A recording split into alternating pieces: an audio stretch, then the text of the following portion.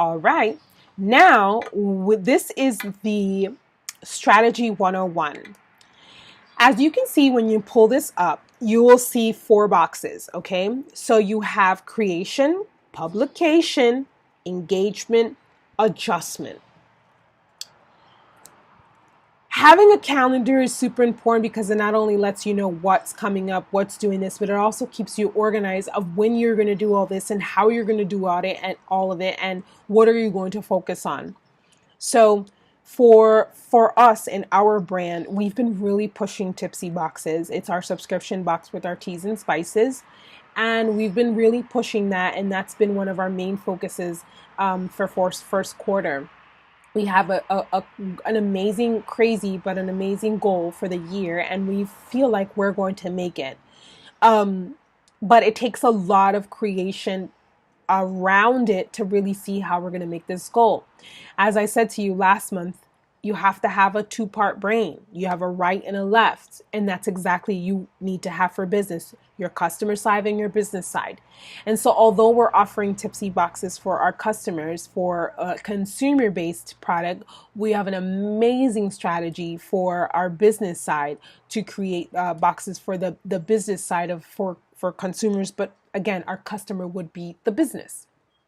Now, do people do this? They probably do more customer side because it's factual. But it's all about saying, where am I going to put my focus on for content? Where am I going to put my focus on concept?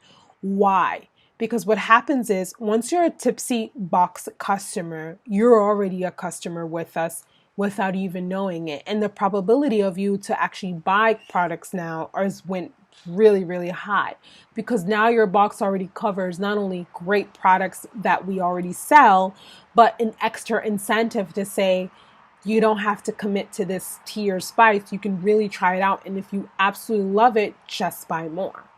And what happens is that this concept opens the minds for people to say, why not? It's affordable, it's easy, why not? And so you are mimicking that concept to bring it to a different platform, to create content for business. So last month we talked about business to business and business to consumer. So for creation, these are the steps that you need to think about when you're creating your product. And I literally want you to print this out because this is a check mark. Every time you're creating content, every time you're thinking about a product or service, you need to go through every single box to make sure that you're doing it. Concept. What is my concept? Do I want to sell or do I want to teach something? Do I want to just give something for free? Do I want to be engaged? What do you want? What's the concept? What are the platforms you're going to be on? And stop thinking it's only social media. But what are the platforms? Do I want other people involved? Do I want something physical and tangible and going somewhere? What are the numbers and the influencers? What are my goals behind this? Do you want 1,000 new subscribers off of this new creation? Do you want 1,000 or do you want 5 people out of your list to convert into a customer?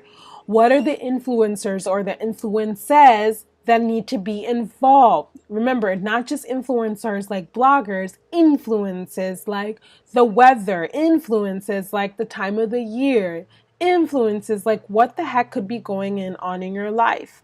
I'll give you an example. Many of you know that I'm actually having my wedding ceremony in the summer. Maybe some of you don't know. Some of you are new customers, new clients of mine for Beauty and the Brains, but I'm having a ceremony. And so funny that I'm doing all this wedding shopping and all this wedding stuff, and all of these companies that I'm just happen to invitations or tchotchkes that you give to people or whatever the case is, and they have a lot of underlying content creation that makes you think, wow. If I don't have a good relationship with my mother-in-law, this email is going to make me rethink it.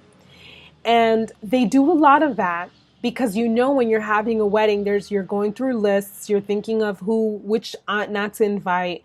If this person doesn't like the 5 ways to how to make a smooth day with your mother-in-law or your father, whatever the case is, but this content is really the influences, if I'm a bride, so it's influences that I'm reading, and it's like, wow, I didn't think about that. They're not selling me anything. They don't know that they're selling me anything, but they are. They're selling me the idea that this information is going to be useful on my big day. And me just remembering that and telling you is already doing a lot. So what would be the next question in that dialogue? Where did you read that from? And then you proceed to tell them, and you did this. And my whole point is that the next time they email me and they tell me something, I'm going to listen. I'm going to look at it and I'm going to open it, because that's some that already resonated. Now, in my situation, I absolutely adore my mother-in-law. I love her. But when I read it, it made sense of why this would be really crazy on a wedding day, making you a bridezilla. So it's super important to understand what are the influences, not just influencers, that create your content when you're creating it. What is it trying to underline and do? Creative. Are you being really creative? What keywords are you really putting out there in your content that are going to highlight people? It's so important that sometimes that when you're putting keywords in your content, it's automatically underlining what your customer needs without saying it. If you look at any like lose weight advertisings or content, or if you ever come across where you just want to get emails from certain places just to see what their emails are about, they don't necessarily say lose weight. They'll say healthy and cholesterol and decreasing this and feeling more energetic. And I mean, duh, if you are overweight and you lose weight, you're going to feel those things, right? But they're not blatantly saying you are fat and you need to lose weight. No, they're not saying that. They're saying everything else that's going to equal out to, okay, yeah, I need to lose weight. This is losing weight. I can totally do this.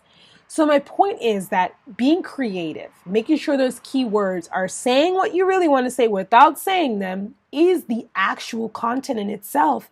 So you have the ability to be very clear and very concise.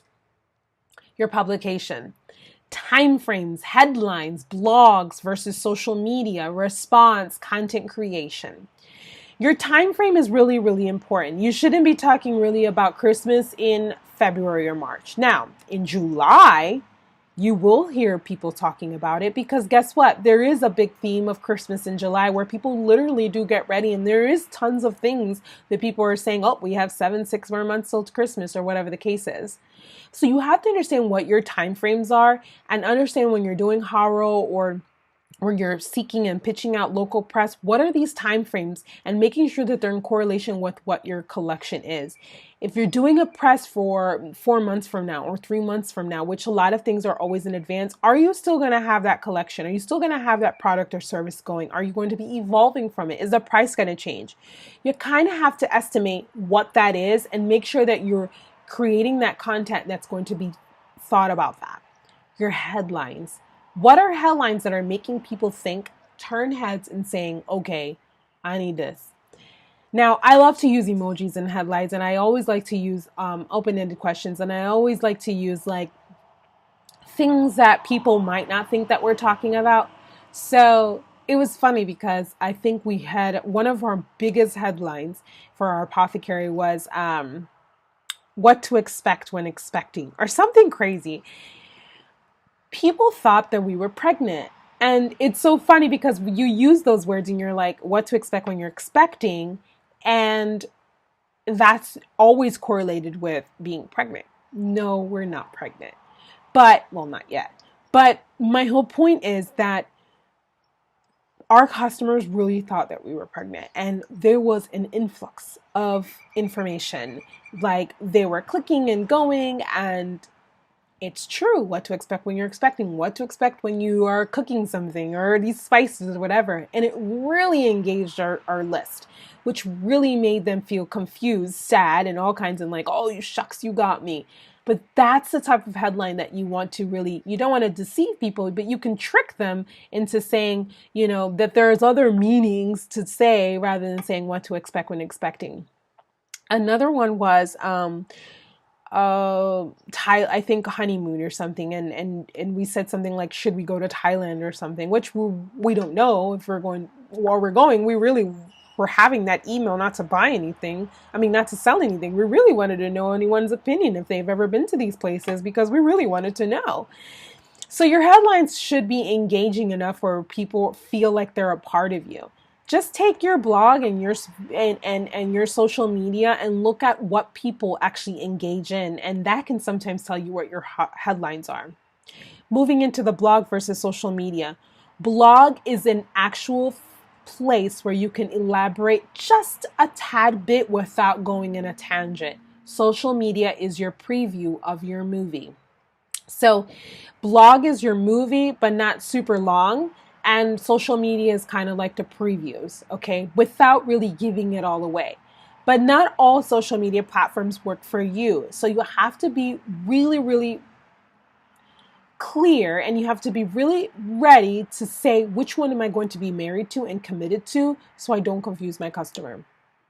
Response. What is the response that you want to get? What is the response you want to give?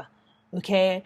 That's important. That should be in for publication. What is the response when somebody reads this article and maybe you're highlighted in this article? What is the response are people going to get from it? And it's important for you when you're doing interviews, you be very honest and make sure that you write the information and tell the publication, I would love to see what you're writing about before you put it out. This way, there's no ifs, ands, and buts that is not your words and who you're saying.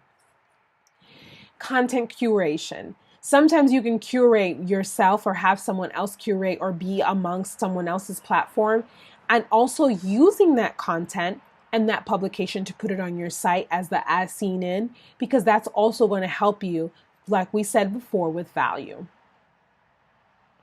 Now I'm going to stop this video and we're going to go on to engagement and adjustment, because those two, I don't want to make the videos too long, and we're going to talk about the engagement and also adjusting to make changes and repeating the process and seeing what works and what A/B testing is.